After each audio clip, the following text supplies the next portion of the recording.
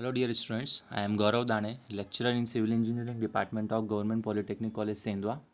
आज मैं आपके साथ valuation and rent fixation unit का वीडियो सीरीज़ का पार्ट 6 लेक्चर शेयर करने जा रहा हूँ। ध्यान से इसे सुने और अपने नोट्स बनाते चलें।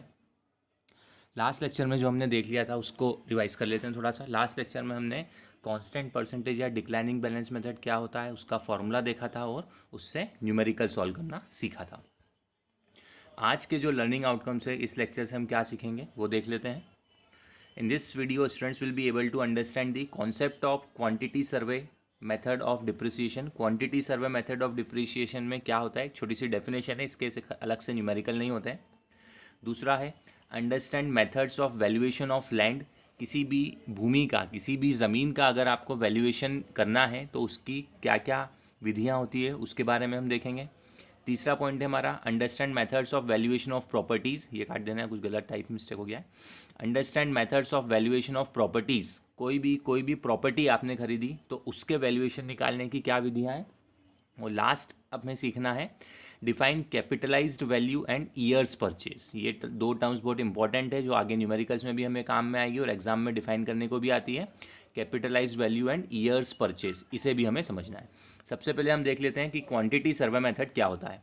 इन this method the property is studied in detail and the extent of physical deterioration is worked out to calculate the depreciation. क्या मतलब है इसका। इस विधि में प्रॉपर्टी को विस्तार से अध्ययन किया जाता है, संपत्ति का विस्तार से अध्ययन किया जाता है और मूल्यह्रास की गणना करने के प्रयास में भौतिक गिरावट की सीमा तक काम किया जाता है। प्रॉपर्टी को देखेंगे कहाँ पे लोकेटेड है, क्या रेट चल रहा है उसके आसपास, उसका क्वांटिटी अलग से निकालेंगे, जानकारी हासिल करेंगे, मतलब सर्वेक्षण भी कर रहे हैं अपन। फिर उसमें प्रॉपर्टी में जो भी फिजिकल डिटीरिएशन हुए हैं, भौतिक क्षय जो भी हुआ है उस प्रॉपर्टी का, उसको निकाला जाएगा और उसके हिसाब से उसका वैल्यूएशन ज्ञात किया जाएगा। तो क्वांटिटी सर्वे मेथड इसलिए नाम पड़ा है इस विधि का। ध्यान से इसे बार बार सुने और अपने नोट्स बनाते चलें। अगला टॉपिक है हमारा आज का वैल्यूएशन ऑफ लैंड। शुरू में हमने वैल्यूएशन की परिभाषा पढ़ी थी, उसी को थोड़ा सा आगे कंटिन्यू कर रहे हैं क्योंकि न्यूमेरिकल में भी इसकी ज़रूरत पड़ने वाली है अपने को। तो अपन आज देखेंगे कि किसी भी भूमि का वैल्यूएशन करने की क्या क्या विधियाँ होती है। तो वैल्यूएशन ऑफ लैंड में be done by any one of the following methods. पहली विधि का नाम है कंपैरेटिव मेथड, तुलनात्मक विधि। दूसरी मेथड का नाम है बेल्टिंग मेथड ऑफ वैल्यूएशन। तीसरी विधि का नाम है हाइपोथेटिकल बिल्डिंग स्कीम। पहली मेथड देखते हैं, कंपैरेटिव मेथड में किसी भी भूमि का वैल्यूएशन कैसे किया जाता है। This is the simplest and the most direct method of valuation. The value is fixed by direct comparison. This method is based on the instances of other sales of similar lands in the neighbourhood. The factors on which this method depends are, वो अगली slide में देखेंगे। पहले इसका अपन हिंदी देख लेते हैं। यह मूल्यांकन का सबसे सरल और सबसे प्रत्यक्ष तरीका है। मूल्य प्रत्यक्ष तुलना द्वारा तय किया जाता है। यह विधि पड़ोस में समान भूमि की अन्य बिक्री के उदाहरणों पर आधारित है। जिन कारकों पर यह विधि निर्भर करती है वे हैं। क्या होता है इसमें कि मान लीजिए आपको कोई ए ज़मीन, पर्टिकुलर ए नाम की कोई ज़मीन है वो खरीदनी है, तो हम क्या करेंगे, डायरेक्ट कंपैरिजन करेंगे उस पर्टिकुलर ज़मीन का। उसके आसपास कोई बी ज़मीन होगी, वो ज़्यादा पुरानी नहीं होनी चाहिए, लगभग दोनों के बीच में समानता, कुछ ना कुछ समानता होनी चाहिए। तो उस ज़मीन, वो ज़मीन कितने में बिकी थी या कितना उसका वैल्यू है, उसके आधार पर हम ए ज़मीन का भी वैल्यूएशन ज्ञात करने का प्रयास करते हैं। अब कौन कौन सी अपन ने लिखा है इसमें कि the factors on which the method depends are, जिन कारकों पर यह विधि निर्भर करती है। तो दो फैक्टर है। पहला है sale price should be recent so that there is no rise in value of land during the intervening period. बिक्री मूल्य हाल ही में होना चाहिए ताकि हस्तक्षेप की विधि के दौरान भूमि के मूल्य में कोई वृद्धि न हो। जब भी आप वैल्यूएशन करने जा रहे हो कंपैरेटिव मेथड से किसी पर्टिकुलर भूमि का, तो उसका जो बिक्री का मूल्य है वो आसपास का, ऐसा नहीं कि आप जिस बी ज़मीन जो आपने ली है वो 10 साल पहले की बिकी हुई थी उससे आप कंपैरिजन कर रहे हो। हाल ही का होना चाहिए, 1-2 महीने पहले ही बेची थी, 2-3 महीने ही पहले ही बेची थी, ताकि ज़्यादा पुराना रेट ना मिल जाए हमको। तो बिक्री मूल्य हाल का ही होना चाहिए ताकि rise in value of land during the intervening period. जब भी आप हस्तक्षेप कर रहे हो, मतलब जब भी आप जानकारी हासिल कर रहे हो, तो ऐसा नहीं कि उस भूमि का रेट बहुत ज़्यादा बढ़ गया, मतलब टाइम डिफरेंस बहुत ज़्यादा नहीं होना चाहिए। दूसरा पॉइंट है, this method is based on comparison but properties are always unique so that some adjustments may be required to arrive at the proper value। यह विधि तुलना पर आधारित है लेकिन विशेषता हमेशा अद्वितीय होती है ताकि उचित मूल्य पर पहुंचने के लिए कुछ समायोजन की आवश्यकता हो तो की जा सके। इसका क्या मतलब है कि यह मेथड क्या है, एक कंपैरिजन पे हम बना रहे हैं, लेकिन हर तरह के लैंड की जो विशेषता है वो अलग होती है। ए नाम की जो ज़मीन है और बी नाम की जो ज़मीन है, उन दोनों ज़मीन की विशेषताएं कुछ अलग अलग हो सकती है, लेकिन फिर भी हम उसको कंपैरिजन करेंगे और दोनों में अपने हिसाब से कुछ न कुछ समायोजन लगाएंगे ताकि हम एक प्रॉपर वैल्यूएशन पर प्रॉपर मूल्य तक पहुंच पाए।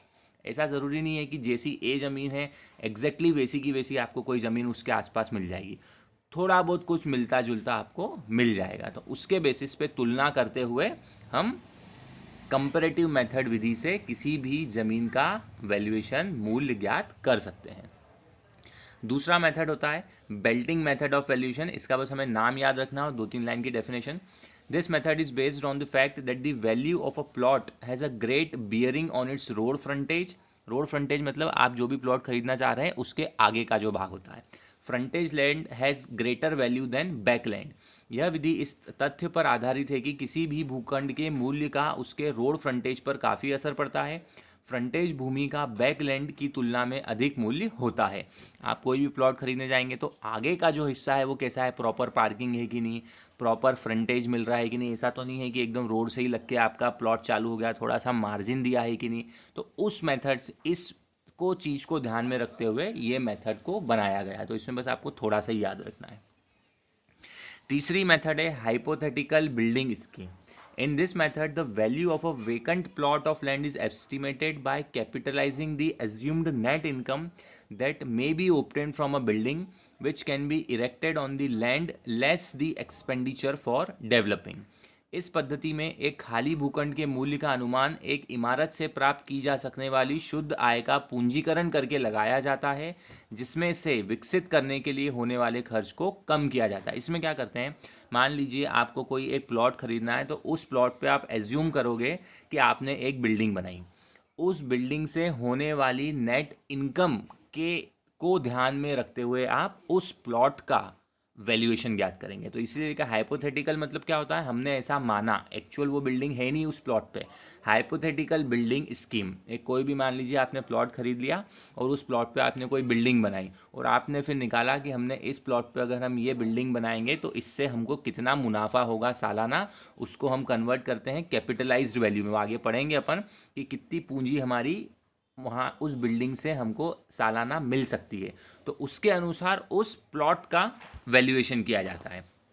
इसीलिए इस विधि को बोला गया है हाइपोथेटिकल बिल्डिंग स्कीम। और जो भी वैल्यूएशन और जो भी उसकी इनकम होगी सालाना, उसमें से हम उसको बनाने के लिए जो खर्च होगा वो माइनस कर देंगे। इसलिए हमने लिखा है जिसमें विकसित करने के लिए होने वाले खर्च को कम कर दिया जाता है। मान लीजिए एक कोई प्लॉट लिया आपने और आपने कुछ उस पर एक स्कूल बना दिया, मान लीजिए एग्जाम्पल के केस में एक स्कूल या पॉलिटेक्निक कॉलेज बना दिया, तो उससे मान लीजिए आपको सालाना 10 लाख की आय होती है। लेकिन जब आपने उसको विकसित किया होगा तो मान लीजिए आपको खर्च हुआ होगा पहले साल, 2 साल, 2-3 साल जितने में भी आपने उस बिल्डिंग को विकसित किया होगा, तो 10 लाख में से मान लीजिए 3 लाख तो आपको बनाने के लग गए। तो पहले साल आपका मुनाफा कितना हुआ, 7 लाख। लेकिन फिर आगे से आपका मुनाफा कितना होगा, पूरा का पूरा 10 लाख होगा। कभी कम भी होगा, कभी ज़्यादा भी होगा। तो अंदाज़न इस तरह से आप उसकी इनकम कितनी जनरेट हो रही है आपको, आप उसका अंदाज़ा लगाओगे, उससे आप उस प्लॉट का वैल्यूएशन करोगे, क्योंकि बिल्डिंग तो वहाँ पे है ही नहीं। प्लॉट पे एक एज्यूम्ड बिल्डिंग मानी जाएगी, उससे होने वाले मुनाफे को उस प्लॉट की कीमत मान लेंगे अंदाजन। इसलिए इस विधि को बोला गया हाइपोथेटिकल बिल्डिंग स्कीम। अगला पार्ट है हमारा वैल्यूएशन ऑफ प्रॉपर्टीज़। अब कोई भी प्रॉपर्टी, अभी तक हम सिर्फ लैंड की बात कर रहे थे, भूमि की बात कर रहे थे, अब प्रॉपर्टी की हम बात करें। प्रॉपर्टी मतलब कोई बिल्डिंग हो सकती है, कोई मशीन भी हो सकती है आपकी, जो भी आप चीज़ खरीदते हो, प्रॉपर्टी मतलब वो हो गया यहाँ पे। तो वैल्यूएशन ऑफ प्रॉपर्टी में be prepared by different methods like, पहला मेथड का नाम है, 5 विधि है, इसको याद रखना है सबसे पहले हमें। Rental method of valuation, land and building method of valuation, direct comparison method of valuation, project based valuation और डेवलपमेंट मेथड ऑफ वैल्यूएशन। पहला मेथड देखते हैं हम, रेंटल मेथड ऑफ वैल्यूएशन क्या कहता है। In this method the net rental income is calculated after deducting all आउटगोइंग्स from the gross rent and years purchase is calculated after adopting current bank interest. पहले इसको ध्यान से समझें। इस विधि में क्या करते हैं, कोई भी आपने प्रॉपर्टी खरीदी या बनाई तो उससे हम सालाना होने वाली इनकम को ज्ञात करते हैं। जो भी आपकी इनकम होगी, उस ग्रॉस इनकम जो होगी, मान लीजिए आपको 1000 रुपये का फ़ायदा होता था और उस 1000 रुपये के फ़ायदे में आपको 100-200 रुपये का खर्चा होता था, तो जो 100-200 रुपये का खर्चा है उसको हम बोलेंगे आउट गोइंग्स। तो 1000 में से 100 रुपये हटाए मैंने 900, तो मेरी नेट इनकम कितनी हो गई, 900 रुपये। उसको निकालूंगा सबसे पहले। एंड उसके बाद हम क्या निकालेंगे, ईयर्स परचेस। ये ईयर्स परचेस क्या होता है आगे के लेक्चर में मैं आपको बताऊंगा, एक टेक्निकल टर्म है ये, अभी इसको याद रखें कि नेट रेंट या नेट रेंटल इनकम निकालने के बाद ईयर्स परचेस निकाला जाता है बैंक के ब्याज के हिसाब से, कि आप जहाँ पे भी रह रहे हैं, वहाँ जहाँ पे आपका बैंक में खाता है वहाँ पे ब्याज दर क्या चल रही है उसके अनुसार।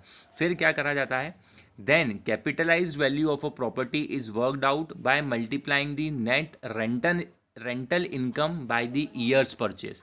नेट रेंट का फॉर्मूला दिया है मैंने, नेट रेंट बराबर gross rent minus out goings. Gross rent मतलब क्या, आपको कितनी सैलरी मिलती है, आप ये मान लो 10,000 रुपये आपकी महीने की सैलरी है, उसमें से आपके घर खर्च, बाकी जो भी आपकी ज़रूरत के खर्च है उसमें आपके 2000 मान लीजिए खर्चा होता है, तो आपकी नेट सैलरी कितनी हो गई, 10,000 माइनस 2000, 8,000 रुपये। तो उसी प्रकार से आपने मान लो कोई मकान किराए पे दिया है जिससे आपको 10,000 की महीने का किराया मिलता है, उसमें से 1,000-2,000 रुपये मान लीजिए आप हर महीने मेंटेनेंस का कुछ ना कुछ उस पर कार्य कराते हैं, तो नेट रेंट कितना हो गया आपका 10,000 माइनस 2000, 8,000। तो ये हो गया नेट रेंट। अब नेट रेंट से क्या निकाला जाता है, कैपिटलाइज्ड वैल्यू, जिसका सूत्र है net rent into years purchase. अभी दो डेफिनेशन मैं आपको पढ़ाऊंगा आगे के लेक्चर में, कैपिटलाइज्ड वैल्यू क्या होता है और ईयर्स परचेस क्या होता है और उसको कैसे निकालते हैं। अभी के लिए बस फॉर्मूला याद रखें, नेट रेंट बराबर gross rent minus outgoings, capitalised value बराबर net rent into years purchase. इस विधि को बोलते हैं रेंटल मेथड ऑफ वैल्यूएशन। दूसरी विधि का नाम है हमारा land and building method of valuation. इसमें देखें, the main principle of this method is to determine the individual market value of land and the depreciated value of building. Land and building दोनों, क्या नाम है मेथड का, land and building method of valuation. तो market value of land निकालूंगा, land की market value निकालने के 3 तरीके अभी पढ़ाए मैंने आपको। लैंड के वैल्यूएशन कैसे करते हैं, पीछे आ जाएं थोड़ा सा, कंपेरेटिव मेथड से, बेल्टिंग मेथड ऑफ वैल्यूएशन से और हाइपोथेटिकल बिल्डिंग स्कीम से। तो लैंड के मार्केट वैल्यू का वैल्यूएशन करा सबसे पहले मैंने, and the depreciated value of building. अब बिल्डिंग की डेप्रिसिएशन कैसे निकालते हैं, तो 4 मेथड्स हमने पढ़ी थी, straight line method, declining balance method, constant percentage method भी बोलते हैं उसको, सिंकिंग फंड मेथड, और आज थोड़ी सी एक डेफिनेशन बताई मैंने आपको, क्वांटिटी सर्वे मेथड। तो उन 4 में से किसी भी विधि का उपयोग करते हुए डेप्रिशिएटेड वैल्यू निकालूंगा किसी भी बिल्डिंग की, लैंड की मार्केट वैल्यू निकालूंगा, और the sum of these two figures gives the value of the property. और इन दोनों वैल्यूज का जोड़ दूंगा, योग कर लूंगा, तो उससे मेरे को पता चलेगा कि इस पर्टिकुलर प्रॉपर्टी का वैल्यूएशन कितना है। इस पद्धति का मुख्य सिद्धांत भूमि के व्यक्तिगत बाजार मूल्य और भवन के मूल्यह्रास मूल्य को निर्धारित करना है। इन दो आंकड़ों का योग संपत्ति का मूल्य देता है। अगला मेथड है हमारा direct comparison method. In this method the valuation of a property is done by direct comparison with the capitalised value of a few adjoining properties. इस विधि में किसी भी प्रॉपर्टी का वैल्यूएशन डायरेक्ट कंपैरिजन करा जाता है कुछ दूसरी समान एडजॉइनिंग प्रॉपर्टीज की कैपिटलाइज्ड वैल्यू से। The properties to which the comparison is made should be similar, transactions are to be new and normal and all the details should be available। जो भी विशेषताएं आप कंपैरिजन के दौरान दो प्रॉपर्टियों के बीच में ले रहे हो वो समान होनी चाहिए। ट्रांजैक्शंस बहुत पुराने नहीं होने चाहिए कि हमने 10 साल पहले वो बिल्डिंग खरीदी थी, हमने उसका कंपैरिजन कर लिया। भाई आपने 2-3 महीने पहले कोई सी बिल्डिंग खरीदी थी, कोई सी प्रॉपर्टी खरीदी थी, उसका कंपैरिजन करोगे तो चलेगा। नॉर्मल होना चाहिए, कोई धोखाधड़ी नहीं होनी चाहिए, और सारे जो भी डिटेल्स आपको लग रहे हैं वो पता होना चाहिए हमको। इस विधि में संपत्ति का मूल्यांकन संपत्तियों के पूंजीकृत मूल्य के साथ प्रत्यक्ष तुलना द्वारा किया जाता है। जिन गुणों की तुलना की गई है वे समान होना चाहिए, लेन देन नए और सामान्य होना चाहिए, और सभी विवरण उपलब्ध होने चाहिए। अगला मेथड है हमारा प्रॉफिट बेस्ड वैल्यूएशन। अब ये प्रॉफिट बेस्ड वैल्यूएशन और रेंटल मेथड ऑफ वैल्यूएशन थोड़ा सा सेम है। This method is similar to the rental method. In this method, net income from the property is ascertained by deducting all the outgoings from the gross income. वहाँ पे हमने क्या बोला था कि किसी ज़मीन को या प्रॉपर्टी को या लैंड को हमने किराए पे दिया, उससे होने वाली आय को हम बोलते हैं रेंटल इनकम। लेकिन यहाँ पे क्या बोल रहा हूँ मैं, रेंट वेंट पे नहीं दिया है मैंने, नेट इनकम देख रहा हूँ मैं कि in this method the net income from the property is ascertained by deducting all the outgoings from the gross income. एक तरीका होता है, एक प्रॉपर्टी हमने ली और उसको किराए पे दे दी, उससे कमाई कर रहे हैं, तो उसको बोलते हैं रेंटल इनकम। लेकिन कुछ चीज़ मैंने बनाई और मैंने ही वहाँ पे दुकान डाल दी, तो मैं उसको मेरी रेंटल इनकम नहीं बोलूँगा, क्योंकि मैंने ही पैसा लगाया है और मैं ही उस पर्टिकुलर प्रॉपर्टी या मशीन से या लैंड से मुनाफा कमा रहा हूँ, तो उसको बोलूँगा मैं प्रॉफिट। इसलिए यहाँ पे मैंने रेंटल इनकम की जगह क्या वर्ड यूज़ किया है, नेट इनकम या ग्रॉस इनकम, मेरी खुद की कमाई जो है। In this method, the net income from the property is ascertained by deducting all the outgoings from the gross income. मान लीजिए मैंने कोई एक बिल्डिंग लैंड खरीदा, उस पर मैंने बिल्डिंग बनाई और कोई सा वर्कशॉप मैंने डाल दिया। उस वर्कशॉप के लिए मेरे को जो महीने का 1 लाख रुपए का ग्रॉस इनकम होता है, और उसको मेंटेनेंस के लिए मेरे को 20,000 रुपये हर महीने खर्चा होता है, तो मेरी ग्रॉस नेट इनकम कितनी हो गई, 1 लाख माइनस 20,000, 80,000 रुपये। तो वो मेरी नेट इनकम हुई, वो निकालूंगा मैं। फिर आगे क्या करूँगा, years purchase is calculated after adopting the current bank interest. उधर भी अपन ऐसे ही करते थे, बैंक की जो ब्याज दर चल रही है उसकी मदद से हम ईयर्स परचेस निकालते थे। Then capitalise value of a property is worked out by multiplying the net income by the years purchase. फिर अगर हमें कैपिटलाइज वैल्यू निकालना है तो नेट इनकम और ईयर्स परचेस को मैं मल्टीप्लाई कर दूंगा। नेट इनकम और ईयर्स परचेस को मल्टीप्लाई करने से कैपिटलाइज वैल्यू आ जाएगी। अभी कैपिटलाइज वैल्यू और ईयर्स परचेस क्या होता है ये अपने को समझना है। एक बार पहला वाला मेथड रेंटल मेथड के फॉर्मूला देख लो, नेट रेंट बराबर gross rent minus outgoings, capitalise value बराबर नेट रेंट यूज़ किया था, यहाँ पे रेंट वर्ड यूज़ किया है। वो प्रॉफिट बेस में रेंट की जगह, क्योंकि मैं खुद उस पर्टिकुलर प्रॉपर्टी या बिल्डिंग या लैंड से मुनाफा कमा रहा हूँ, तो मैंने इनकम बोल दिया। सेम है फॉर्मूले, नेट इनकम बराबर gross income minus outgoings, capitalise value बराबर net income into years purchase. अगला मेथड ऑफ वैल्यूएशन होता है development method of valuation. This method is useful for the valuation of a undeveloped और under developed property. कोई undeveloped विकसित हो रही है या बिल्कुल भी विकसित नहीं है, उस प्रॉपर्टी के वैल्यूएशन के लिए इस विधि का उपयोग किया जाता है। The valuation is done under the assumption that the property is to be developed and sold off at much higher price than the price of the underdeveloped property.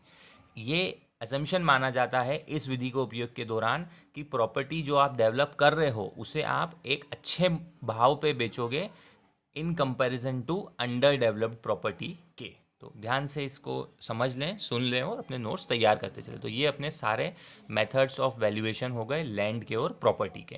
Land के 3, प्रॉपर्टी के 5। अब आज की बहुत इंपॉर्टेंट डेफिनेशन है हमारी capitalise value. अगले lectures में, अगले वीडियो सीरीज़ में आपको न्यूमेरिकल्स करने हैं हमें, जो एग्जाम में आए हुए हैं, काफ़ी अच्छे न्यूमेरिकल्स होते हैं वो, और उसके लिए ये समझना बहुत ज़रूरी। तो ध्यान से अच्छे से सुने समझे से। The capitalised value of a property is the amount the interest on which at the highest prevailing rate would be equal to the net income out of the property. Capitalise value कुछ नहीं होता है, एक amount ही है, पैसा ही है, लेकिन कैसा पैसा है, the interest on which at the highest prevailing rate.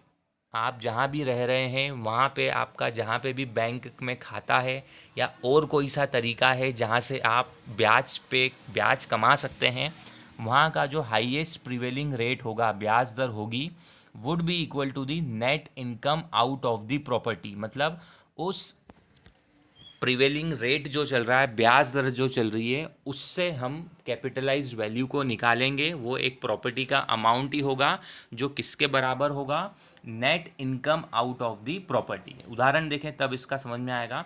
मान लीजिए कि नेट इनकम है आपकी प्रॉपर्टी की 10,000 रुपये। If the net income from property is ₹10,000 per annum and a purchaser desires return of 12% on his capital. आपको किसी भी पर्टिकुलर प्रॉपर्टी से 10,000 रुपये का सालाना प्रॉफिट होता है, नेट इनकम होती है, और आप चाहते हो जो परचेसर है जिसने ख़रीदा है कि मेरे को 12% रिटर्न तो मिले ही मिले, 12% ब्याज का मेरे को इंटरेस्ट तो मिले ही मिले, as per the highest prevailing rate of interest जो मार्केट में चल रहा है। तो कैपिटलाइज वैल्यू कैसे निकालूंगा मैं उस प्रॉपर्टी की, बराबर 10,000 नेट इनकम थी तो 10,000 इंटू 100/12 कर दूंगा मैं, 10,000 इंटू 100/12। तो ये जो अमाउंट आया 83,333.30 रुपीज़, ये हो गया मेरा उस पर्टिकुलर प्रॉपर्टी का कैपिटलाइज्ड वैल्यू। अब अपना फॉर्मूला होता था इधर, कैपिटलाइज्ड वैल्यू बराबर net income into years purchase. तो कैपिटलाइज्ड वैल्यू इस तरह से निकाली जाती है किसी भी प्रॉपर्टी की। तो इसको ध्यान से समझे, बार बार सुने कैपिटलाइज्ड वैल्यू को, कि एक अमाउंट है, प्रॉपर्टी का एक अमाउंट है जिस पे लगने वाला highest interest prevailing rate equal होता है net income out of the property. तो वो निकालेंगे कैसे, 10,000 रुपये की सालाना इनकम होती है मेरे को किसी प्रॉपर्टी से, और मैं चाहता हूँ एज ए परचेसर कि 12% रिटर्न मेरे को मेरी कैपिटल पे मिलेगा। जो मैंने कैपिटल लगाई थी, ये 10,000 रुपये कैपिटल नहीं है। उस प्रॉपर्टी को ख़रीदने के लिए मान लीजिए मैंने कुछ कैपिटल लगाई होगी, एक्स अमाउंट, वाई अमाउंट लगाया होगा, जिसके कारण मेरे को 10,000 रुपये सालाना प्रॉफिट होता है, और मैं चाहता हूँ कि मेरे को 12% रिटर्न तो मिले ही मिले। तो मैं बोलूँगा कि उस पर्टिकुलर प्रॉपर्टी की कैपिटलाइज वैल्यू कैसे निकाली जाएगी, 10,000 इंटू 100/12। बार बार इसको सुने समझे तो अच्छे से समझ में आने लगेगा, 2-3 बार जब सुनेंगे तो। अब अगली डेफिनेशन है हमारी ईयर्स परचेज की। Years purchase is defined as the capital sum required to be invested in order to receive a net annual income of ₹1 at a certain rate of interest. क्या समझा इससे? ईयर्स परचेज क्या होता है, एक ऐसा amount होता है जिसे हम अलग से कहीं पे रख दें, जिससे हमें सालाना ₹1 की इनकम हो किसी पर्टिकुलर ब्याज दर पे।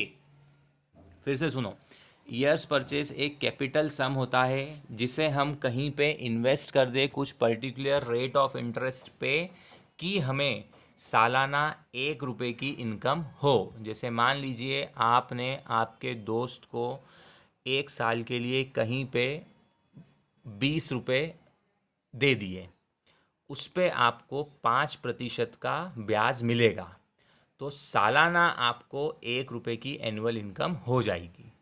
तो ईयर्स परचेस का फॉर्मूला क्या होता है, 100/I, जहाँ पे I क्या है, rate of the interest. Example के तौर पे मान लीजिए ईयर्स परचेस है, ईयर्स परचेस निकालने का हमको निकालना है एट 5% इंटरेस्ट, कि 5%। मान लीजिए कोई आप जहाँ पे रह रहे हैं, आपका जहाँ पे बैंक में खाता है, वहाँ पे आपको बैंक में ब्याज दर मिल रहा है, सेविंग्स अकाउंट खुलवाया आपने, ब्याज दर मिल रहा है आपको 5%। तो आपको सोचना है कि आज की दिनांक पे मैं कितने रुपए बैंक में इन्वेस्ट कर दूं कि 5% की ब्याज दर के हिसाब से मेरे को 1 साल बाद नेट एनुअल इनकम कितनी होनी चाहिए, हर साल नेट एनुअल इनकम मेरे को कितनी मिले, ₹1 मिले। तो उसका सूत्र क्या है, 100/I। तो आई क्या था, 5%, तो 100 मैंने जब 5 किया तो ₹20 आ गया।